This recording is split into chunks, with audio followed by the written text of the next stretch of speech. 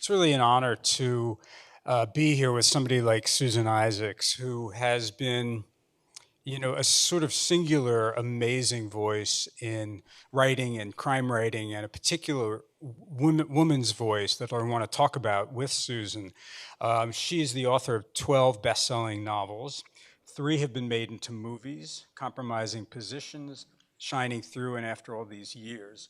She's a recipient of the Writers for Writers Award and the John Steinbeck Award. She's the chairman of the board of Poets and Writers, and she's a past president of the Mystery Writers of America. She's also had her work translated into 30 languages. She's I was, it's funny because I do interview a lot of the crime writers who come here, and I don't know, I've known Susan somewhat over the years, and I don't know if it's because of that or the fact that her books always make me both put me in a great mood and make me laugh, that I feel really comfortable to be with Susan, as I always do. Her new novel, by the way, Takes One to Know One, which I just finished, is absolutely terrific. And I was reading to Susan an email from my sister-in-law, who doesn't live here, saying this book is exactly what I needed in this time in our history. It's just so wonderfully written. It's a great plot, and I've been laughing for days. So with that, Susan Isaacs.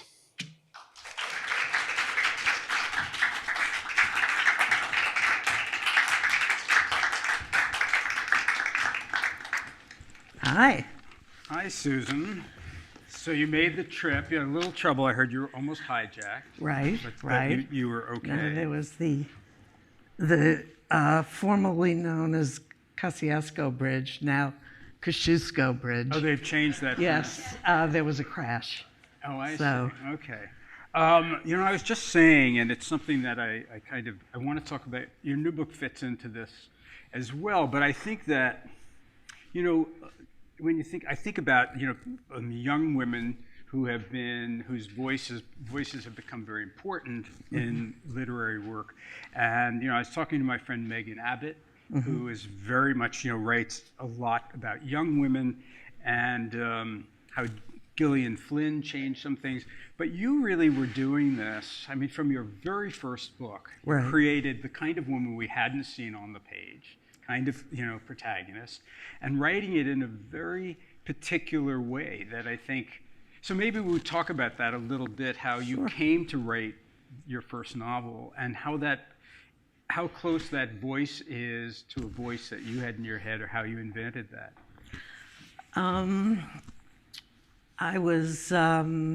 I had been an editor at 17 magazine, and I also did freelance political speech writing, both of which actually helped me become a better writer.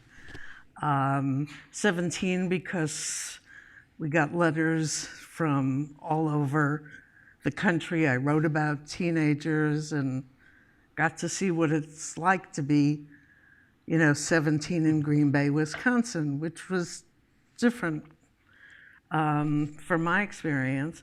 And political speech writing, in the late 60s and 70s, politicians still wanted to sound like JFK. And I had to tell these guys from Brooklyn and the Bronx and even parts of Manhattan, you're not JFK, but I'm not Theodore Sorensen. So let's do the best with what we have. And I learned a lot about voice, and to try to get the characters to speak in their own voices, and then I just try to up them a little bit and maybe give them a little humor, which, sometimes was difficult. How long did you do speech? I did it on and off for about 4 or 5 years. In those days, there weren't a lot of women doing that, or very few women, and you really had to hang out with the guys, with the politicians, for them to trust you. And when I was, I was married. I was, at that point, when I was working for one of them, I was 7 or 8 months pregnant, and you don't want to hang out then, and go to the Friendly Sons of Limerick dinner, So so anyway, so how did I come? I was in the suburbs. We moved to the suburbs. I had been born in Brooklyn, lived here 12 years. Then we basically moved, we were easternly mobile, and we moved to Queens. And I'd never not lived in an apartment. So we moved to the suburbs, and I had to give up my job, basically because it was very difficult to find a full-time person that I felt comfortable taking care of the baby, but also because I wanted to be with the baby. I discovered that I loved him. He was wonderful, but scintillating was not. And so he was born, and then my daughter was born, and I started reading mysteries. I had always read a few of them, but I considered them plain reading. And then as I was reading more and more, I found that not only did I love the what's going to happen next, I love the writing. I think there's some terrific writers, often with humor, although you can't say that about the noir books have a little humor. Yeah, but not, let me grab you by the lapels and make you chortle. So I was reading 3 or 4 mysteries a day and probably became slightly deranged. But I said, there's that moment when a reader starts moving into becoming a writer where you say, I think I can do this. And so. But you had already been writing because you were. Well, yes, I knew I could write a simple declarative sentence and get paid for it, but I hadn't written any fiction before, so that was new. But what I had was a character come into my head and say, I can. Let me be with you because I'd like you to tell my story. And the character was pretty clear to me. The story I knew would be a mystery because I loved them. It was a natural, because there's a straight narrative line through the plot. It doesn't go meandering into fields of daisies a la the Victorian novel. And because it just seemed, who am I to write a novel? I'm not Virginia Woolf. I'm not Joyce Carol Oates. So, I figured if you're not thin, you write mysteries. And Joyce Carol Oates has written a few mysteries. She's pretty thin. So. Well, so I got a book. I don't know if it's still in print, called Writing a Novel by a British author, John Brain, who I had known as a playwright, who wrote a play called Room at the Top. Oh, sure. He was one of the angry young men. But he had calmed down when he wrote the book. And it was very useful. Whether you buy a book, take a class, however way you approach it, it gives you permission to write, and it creates in you the expectation that you have to produce. So he made it simple. Write out a list of characters' names. So I could do that, and then, but as I was writing out the names, new characters started. And, I decided that I decided to kill off a periodontist. Because, on the thought of who better deserves to die. Correct. And I named him Bruce Fleckstein just because it pleased me, but then I made him M. Bruce Fleckstein. And I was, so little by little, by doing that, and then it said write an outline of no more than, I forget, 3 or 5 pages. So I did that. Well, essentially, you're developing the structure of the book. And for me, it made it less frightening because I knew that there was an ending that was related to the beginning of the book. So you had a kind of blueprint, or just sort of the I ending? had a blueprint. Oh, you did? Most of the middle of the, it was like the foundation and the roof were okay, but the middle was this amorphous thing that kept changing. But whatever it was, I worked it out. And then the best thing that happened to me was that my daughter, our daughter, my husband is there, our daughter, right?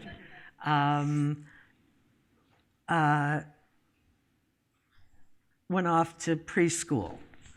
And she was gone for 3 hours a day. The school bus came into the driveway, picked her up. 3 hours later, they dropped her off. I set the kitchen timer. I worked in our, where was it? Was I working in the basement then?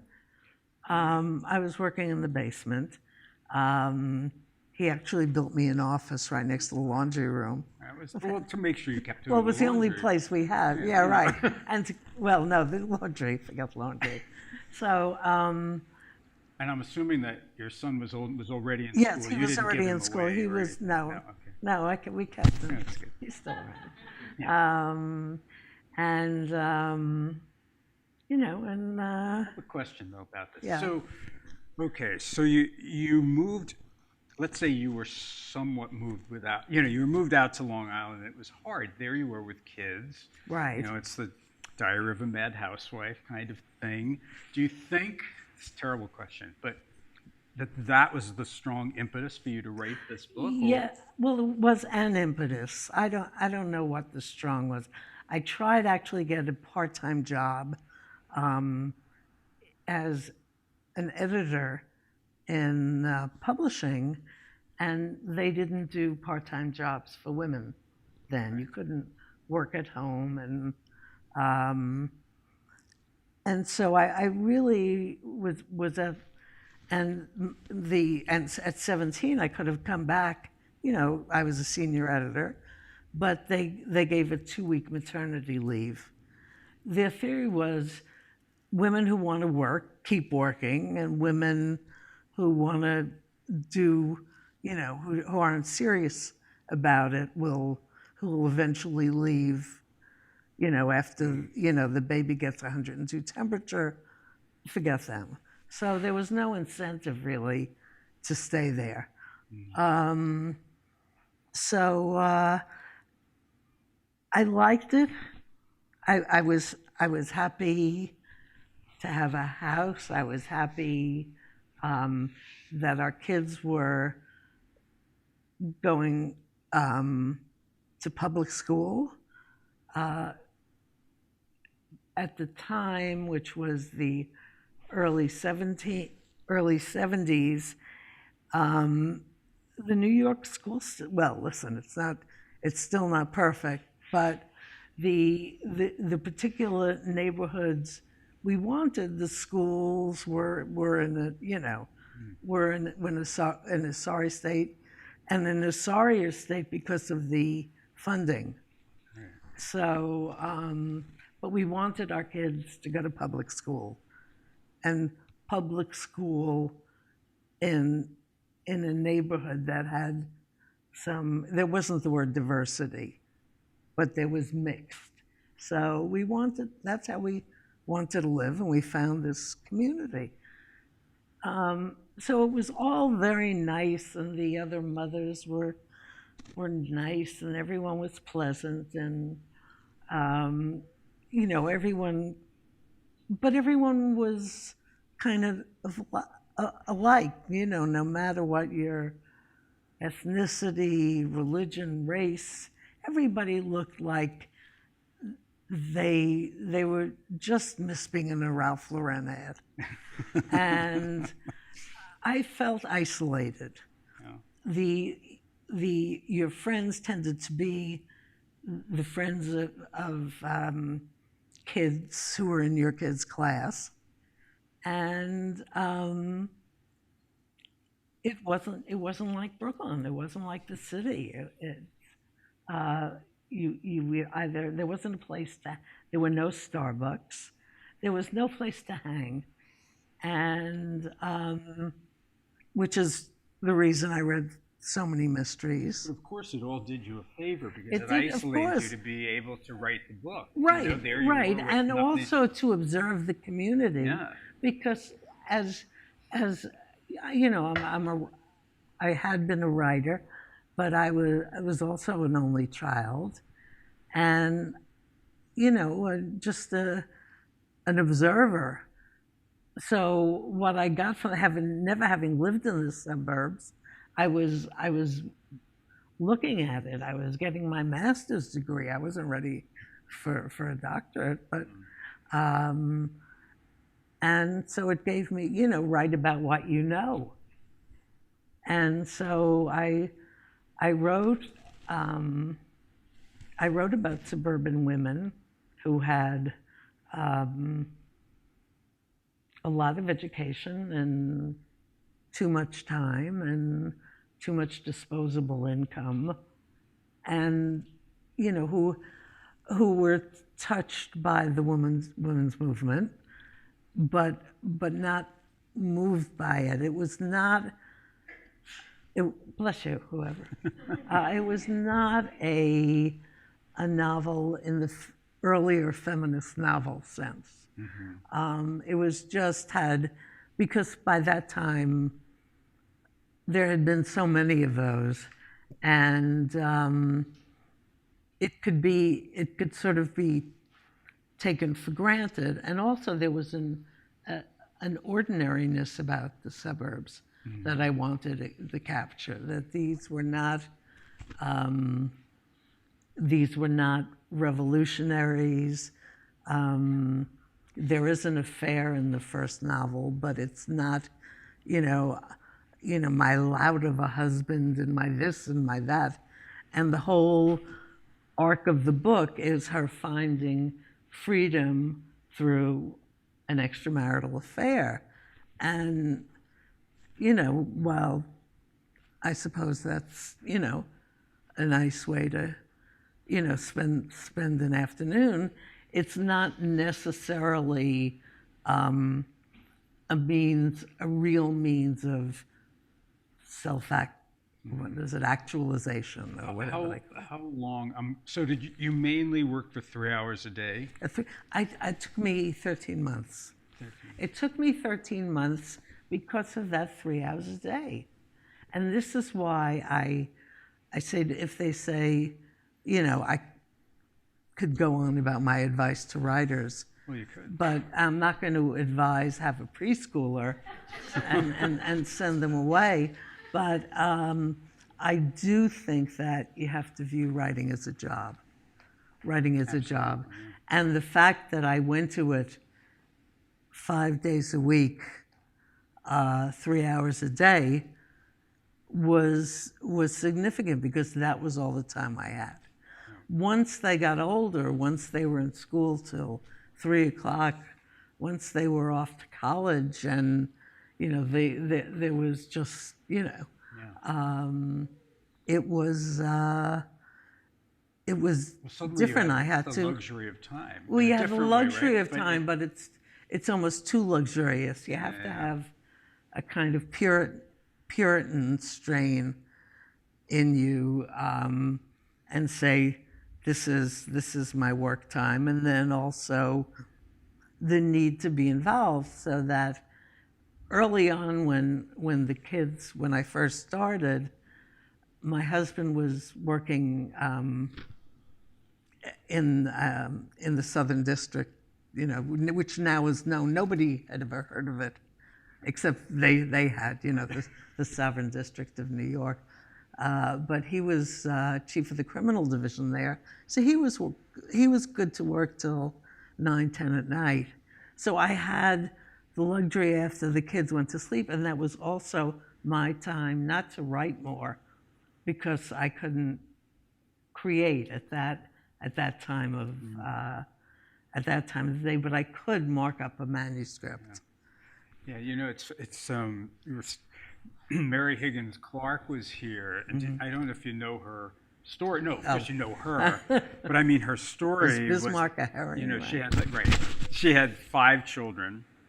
Her husband died. Yeah. She was writing for a radio show, and so she decided to write a novel, which she had been wanting to do. She would get her kids she would get up at 4 or 5 in the morning, because it was the only time she had before her. Then she'd wake up her kids, feed them, get them to school. The reason I'm bringing it up is that I said, well, what about at night? And she'd say, at night, honey, I was drinking at night. Are you kidding? I had 5 children and no husband. But she kept that routine up for many years. Right. Many years. Yeah. She had the same writing routine in the early morning. It's also, it's a matter of, when it's possible, and if you can match that with your chronobiology, that's good. If not, then you write when you're a little sleepy, but you catch the. So you were writing that. So that's pre-computers. You were writing on a typewriter. Yes. Right. And did you do a lot of rewriting? Oh, yes. To me, to this day, my first drafts are not publishable.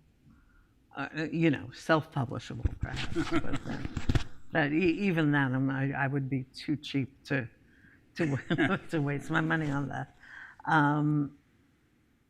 I would go over it and over it and over it, and retype it. It probably made it a better novel, but it got to a point after you've retyped it X number of times, you just can't face it again. Yeah. With a computer, there are no excuses. No. And if there's one word on page 197, you don't have to fear. Right. You can just change it. It's lovely. Actually, I got a giant computer in 1979. It was called an IBM display writer. It was, the size of an obese 6-year-old. And it had one of those IBM typewriter balls on top, and it just would, that was the printer. The computer was on this huge machine, was a small black screen with green letters, but it worked. It was, and because I had been, at 17, you have to pass the typing test and type out everything right from the start, because they want you to, keep writing to, answering their reader mail. I really found it much faster and much more effective. I'm curious this was your first novel. Compromising Positions was your first novel, and you sold it, and it became yes. a huge It was success. it was turned down in about 5 places because it was Who Wants to Read About a Long Island Housewife. What's good is that, there's that inner satisfaction when, the Japanese or the Bulgarian edition comes out, with someone.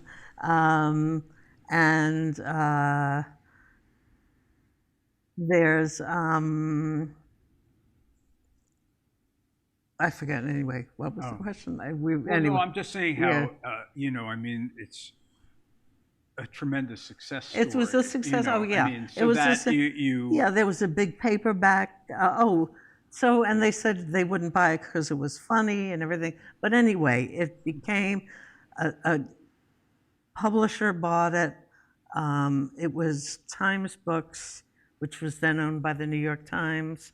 They had never published a novel before. I was their first novel, which was really lucky, because they went to town and they took it. They have publishers my publisher. They're all wonderful. No, they are. Well, this particular one is, but they hand carried it to Book of the Month, where it became a dual main selection with The World According to Garp. And so I was a first-timer. John Irving had written a couple, but they didn't feel he was well-known enough, so they made us a pair. Helped you both, I guess. Yeah, yeah. Well, and your protagonist only kills someone. She doesn't bite. Well, never mind. No, I don't want she to. doesn't. She's not Red Garp. And no bears. No. Maybe a teddy. I don't know. But it became there was a big bidding war for paperback, and it went to lots of translations, and then it was bought for the movies. Yeah. So all that was good. Absolutely. I want to just bring this to your new novel a little bit.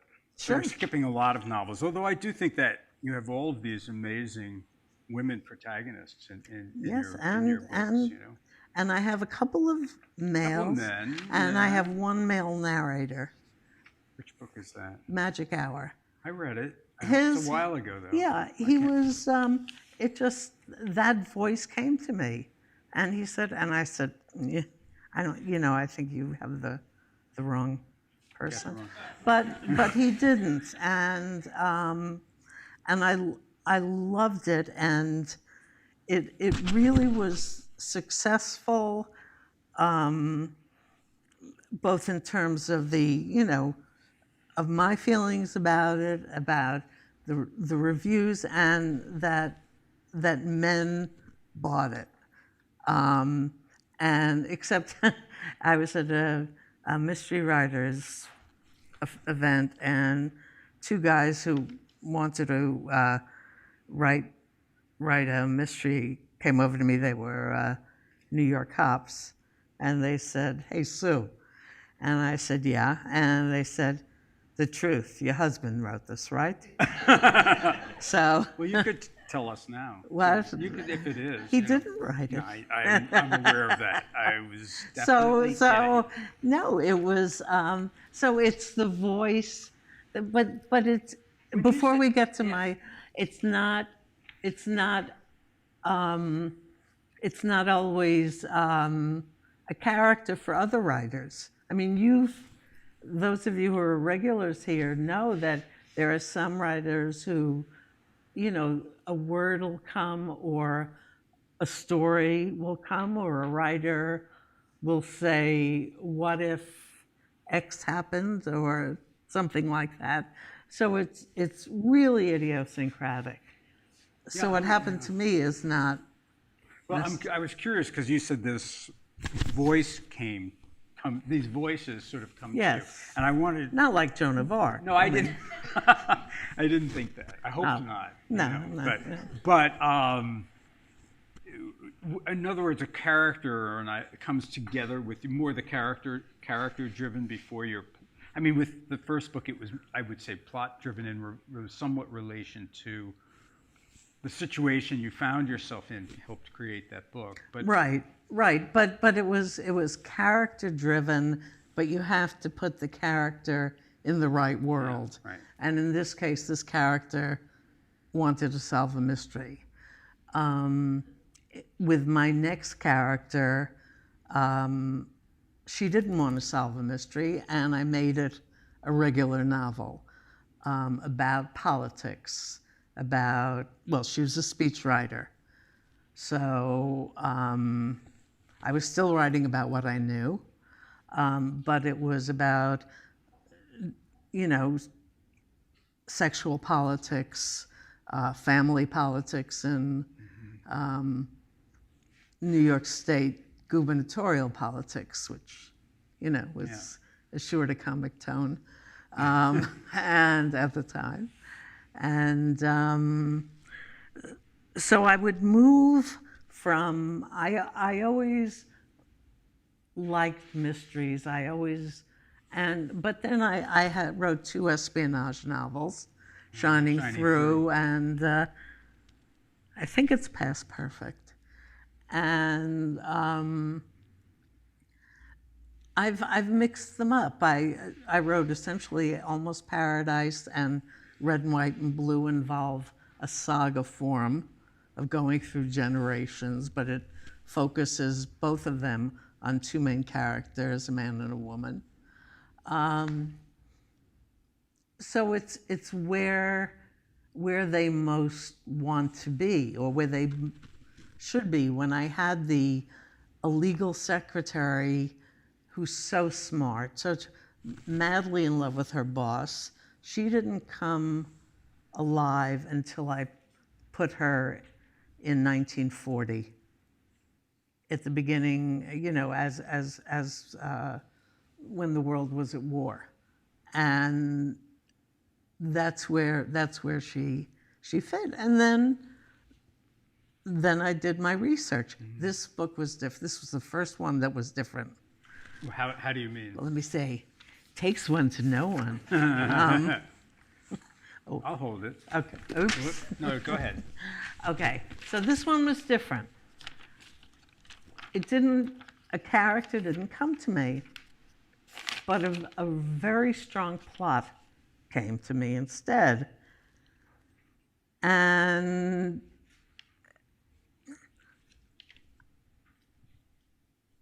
I tend to be introspective about, normal anxiety-provoking Jewish stuff, but I'm not, I don't think hard and, all right, it's a plot, fine. So I'll think up a character. So I knew I wanted it to be a series, and I knew that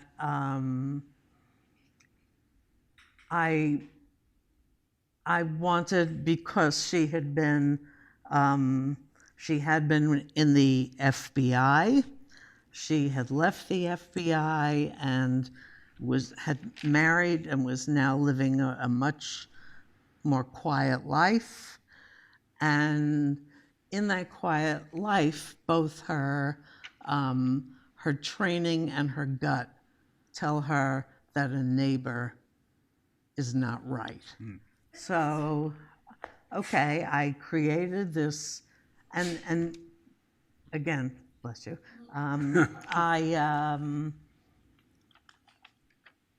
I wanted her to have enough of a background, enough richness to sustain a series.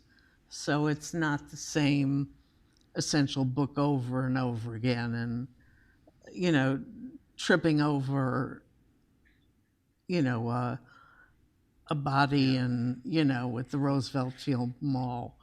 And I made her the daughter of an American diplomat, Egyptian mother. I did so, grew up in the Middle East um, and Europe. I wanted her to be an Arabic speaker. It was important because I wanted her to have been, I don't know why, but it was important that she be in the Joint Anti-Terrorism Task Force in New York. And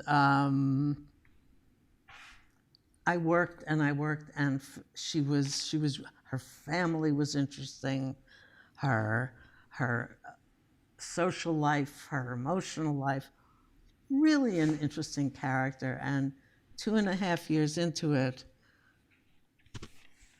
I was marking up my manuscript one night, and which I still do by hand, and I said, I hate this, which is, you know, when you spend your living, you know, your job as working alone in a room, you tend to talk to yourself. And so I said, I hate this. And then I heard what I said, and I was horribly upset, but I also knew that something like that wouldn't have come out if it weren't the truth. And that night I decided that I had to toss it. I mean, I wouldn't delete it from the computer, but I was going to toss it. And so I spent the next couple of weeks making Instant Pot soups and freezing them. And, you know, a watch pot and all that.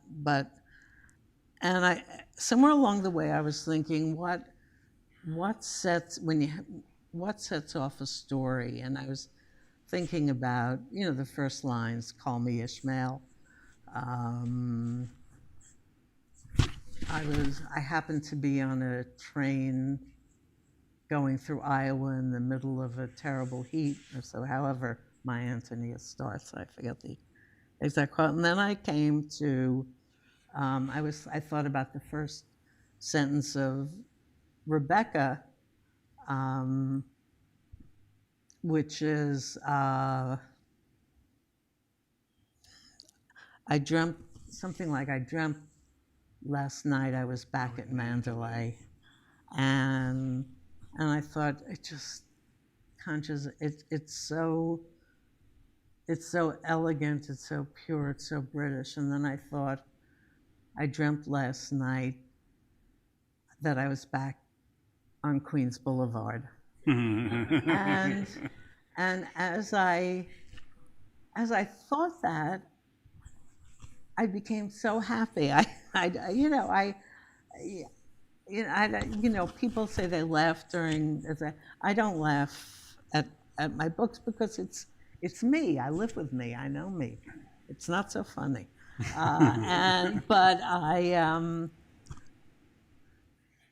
I was delighted, and I realized that I had a character. So did you actually dump that Yes. other? You did, and then you started again. I kept the essentials of the plot, but that was it. I dumped every character. I think that's really important for writers to hear. To have to But do you that know, but sometimes. there's a difference between hating what you're writing because something's wrong or something's off, and then you go through that awful, maybe I should change it to third person, or whatever you go through. But essentially, the story is right, that there's something small that's wrong, and you've lost your way, or you've lost your nerve. But with this, I kept going over and refining, and really just and doing this drunken white thing, cutting out adjectives and all, and that didn't sound like me, because there's a reason for adjectives, and I try to use every one. Yeah. When you found this new when I found the this thing new then the character, book just- she was right.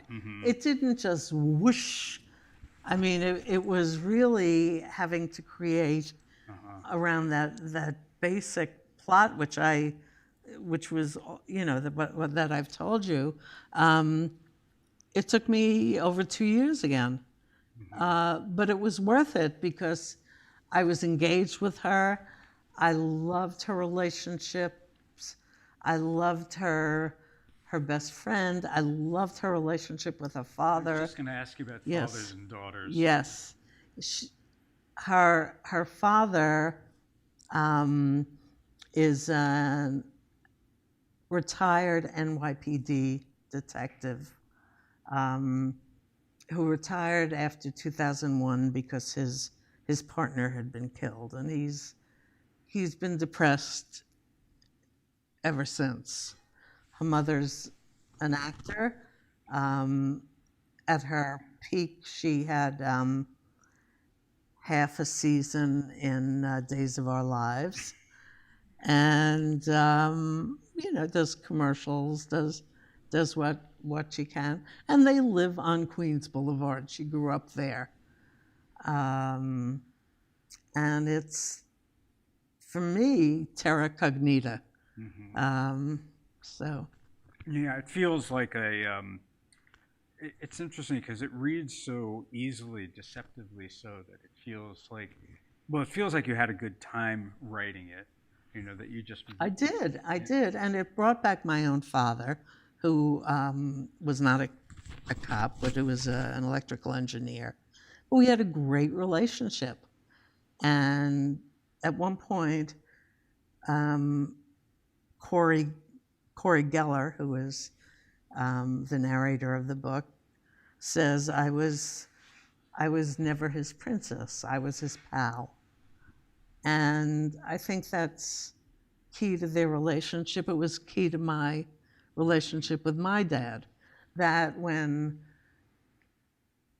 you have a father who, I mean, it's nice if a father says, "Oh, you look so pretty," but it's nicer to have a father who wants to spend time with you, and teach you how to go fishing or make bookshelves. So I wanted to write about that, and she goes to him with her suspicions about this guy. It's a guy in her suburban. She has a lunch group in the suburbs of other. She freelances scouting contemporary Arabic fiction for 3 literary agencies. And so these are a lot of other people who have various freelance jobs. They all work at home, so they have something to unite them. And this guy she suspects is a packaging designer, and he has some quirks, but he seems really overly ordinary, really bland to a stunning degree. But she wonders, is this my unsatisfied need for adventure again? Or, I'm hiding part of my life. I'm keeping, my days in anti-terrorism back. Or does it take one to know one?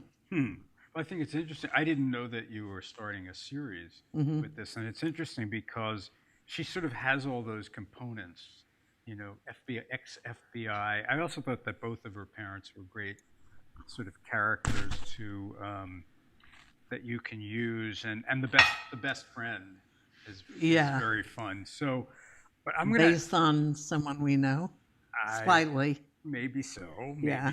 I just want to see if some people had some questions for Susan about, yes, right there. There's a woman right there. Sorry, I just want to make sure I'm following the different stories. The one, I know, because there's a lot of stories. The one that you said you started with plot first, is that the one that you ended up having to dump? This is only this one. Yeah. So Takes one to know one. I happen to be a character-driven person myself. Do you think that not starting with the character was why you had to like go back and redo it because you didn't have a firm grasp on her first? Probably. It was part of it at least because I I think I thought about it too much. I was too cerebral. Um,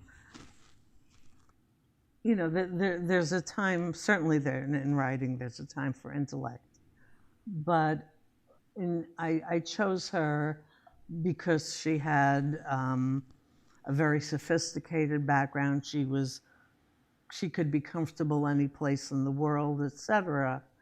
But when it came down to it, she was too worldly for me, and I couldn't write her effectively. Um, Ian Fleming could write James Bond because he knew that world. You know, I don't play baccarat. I don't, whatever it is, I don't do that. But you had written the whole book. But I'd written almost 95%, and I was just at the point where I was going to have the final couple of chapters that, let's say, and afterward this happened, and I couldn't do it. So if there's nothing wrong if you don't have a character and you're sitting around and a plot comes your way. Sure. Then yeah. But you think maybe not having her voice like right. I guess cemented in your own personal context is what made it not quite work. Exactly. Somebody else? Right. Oh, right there and then right here. Of the ideas that come to you, how do you know when one's book worthy? Do you have any tricks that like it sticks long enough or something in some way? If it stays for more than a few days and starts to grow, an incident will come in, another character will join up. This is even before you start your outline, if you do use an outline. But as I said before, the only way to find that, because so many things will go through your head, is to just have a regular work time. If you already have a job, then writing becomes your second job.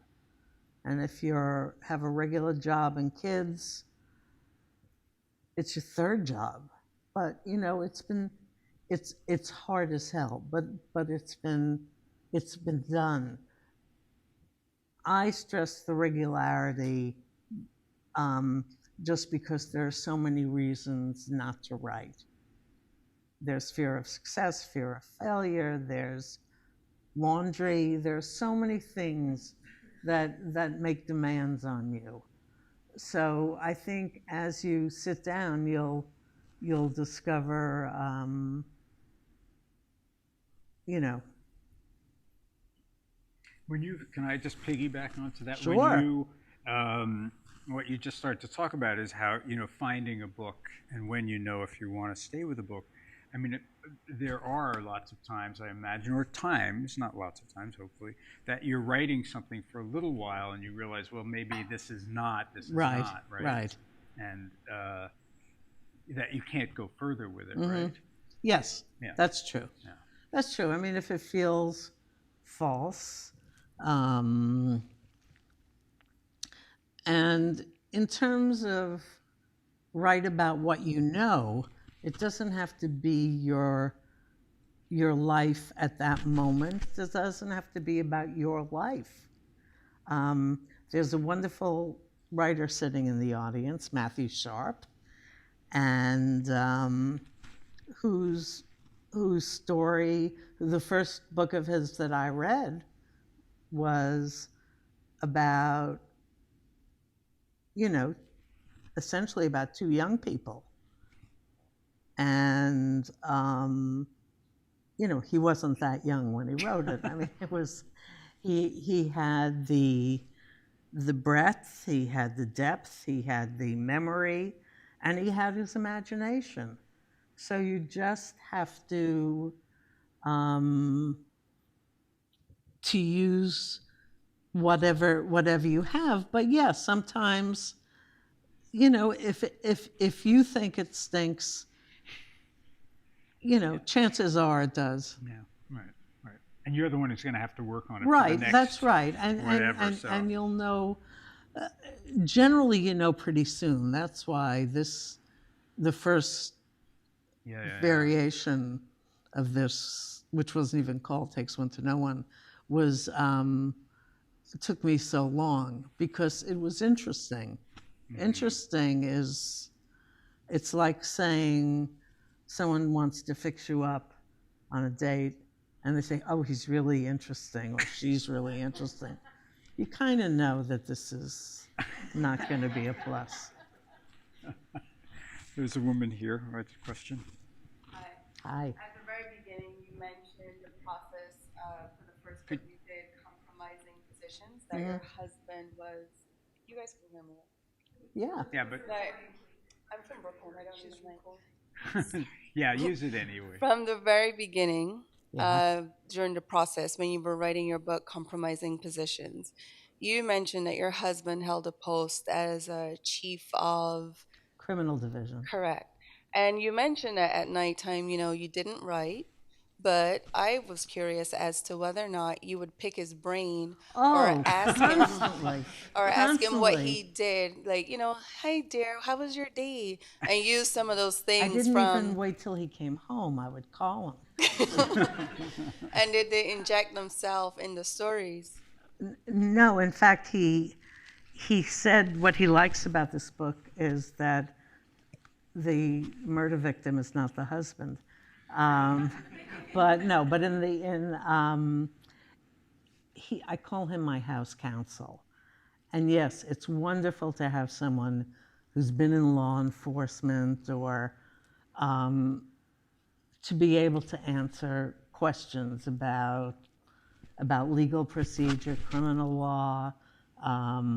And also through him, I knew some FBI agents. I also am a great believer in taking a cop to lunch.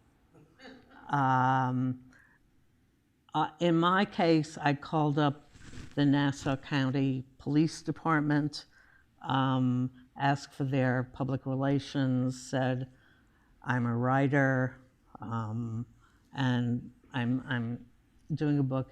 Is there any way I could interview a homicide detective? And they said yes.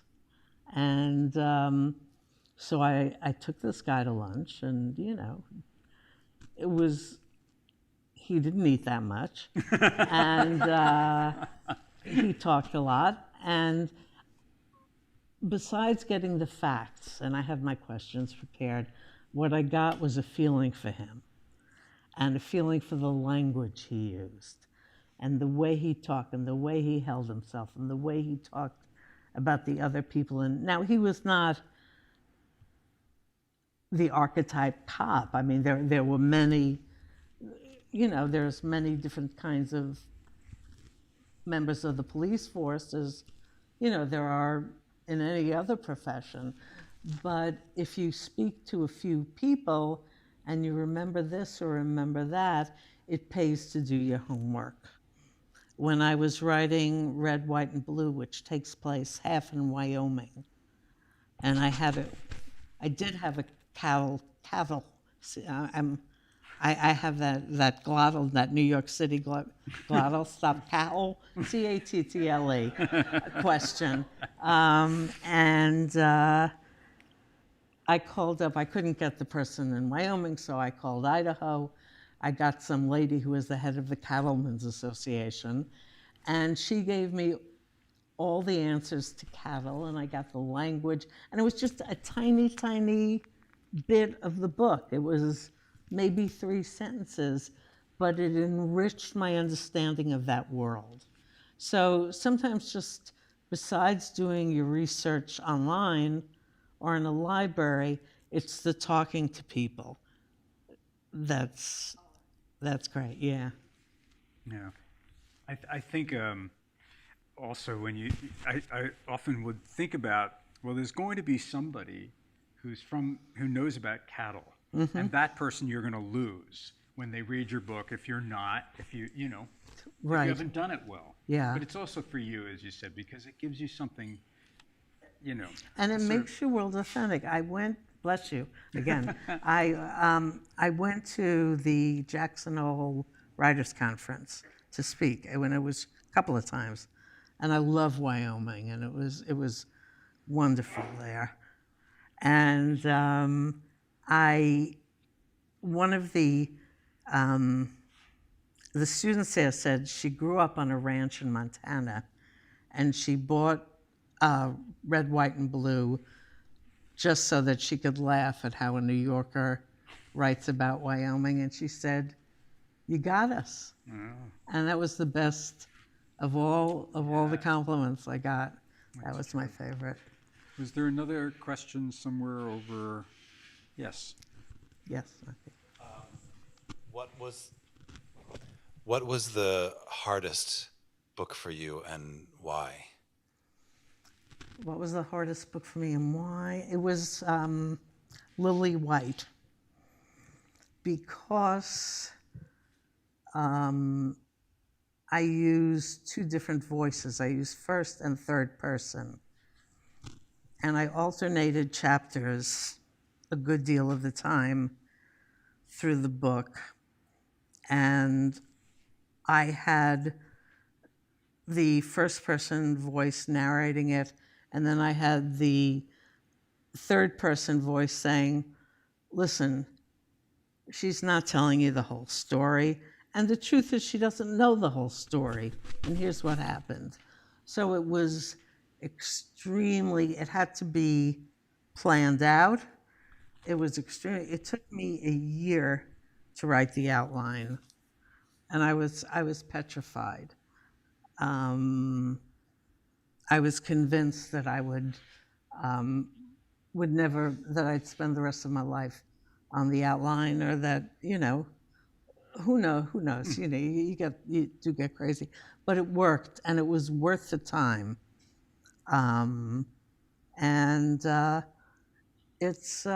It was a good book. Do you outline most of your books? I outline all of them simply because, it's you learn to put on, when you're a kid, you learn to put your roller skates on a certain way, and you always put your roller skates on a certain way. It's the same thing. For me, it's the same thing. It's sort of, yep, it's tight, it's right, I feel confident, I know where I'm going to wind up. I have author friends, mystery writer friends who will say, I always write the ending first. I have mystery writer friends who say, I just start and keep going because I don't want to know the end. I want to surprise myself. So do you have very detailed outlines, and do you deviate from your outline? I always wind up deviating at some point. They're more detailed now than they were, because very often I'll think of a phrase or just some interesting little side thing, and I've put it into the outline just so I don't lose it. So the outline becomes very long, but I don't care. I'm the only one who's seeing it. And as far as deviation goes, I once finished a novel, didn't like the way it ended, rewrote the whole denouement and end, and then years later, CBS wanted to make a series, and they called in a producer. The producer said to me, "You pitch it." I had never pitched. I didn't even know what a pitch was, but they said, "Talk about the book." So but first I decided it might be well to reread it. So I reread it, and I realized I had no idea who'd done it, and it wasn't the person I thought it was going to be, and I was delightfully surprised. So, you see, I do deviate. Clearly. I think, okay, one last question right here. And then you have to buy books, before they're extinct. How do you decide when it's best to write your story in first or third person?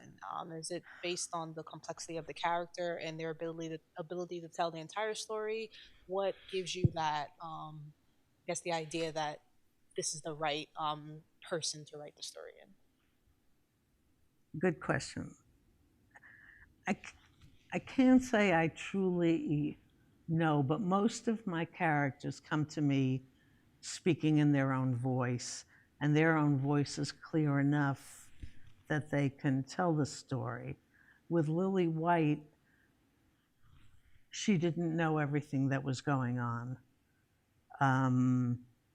so that I needed this. And with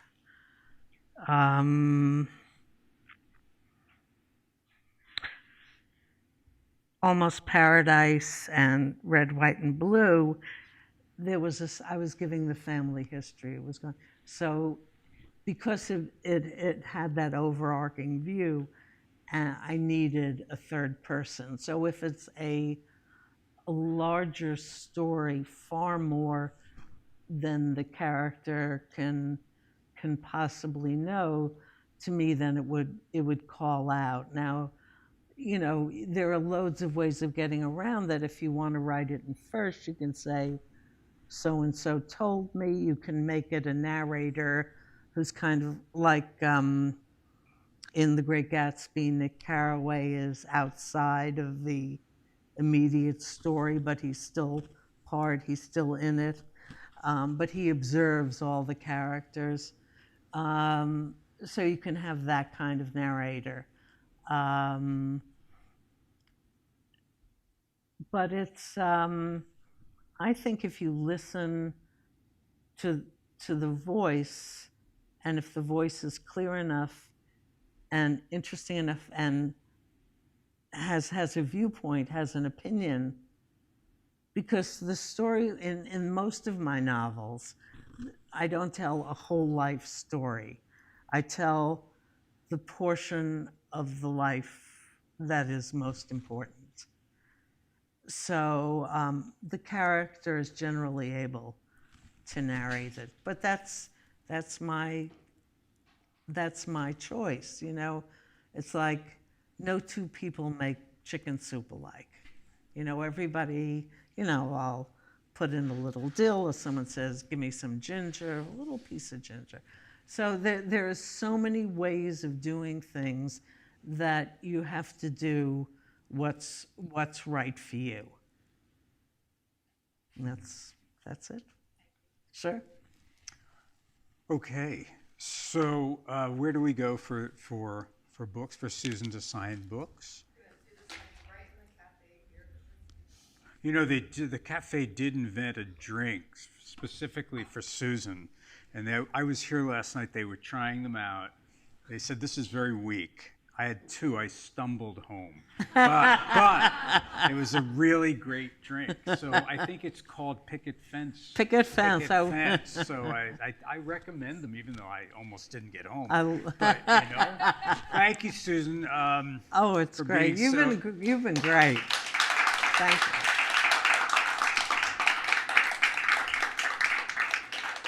We're really glad you were dragged to the suburbs too.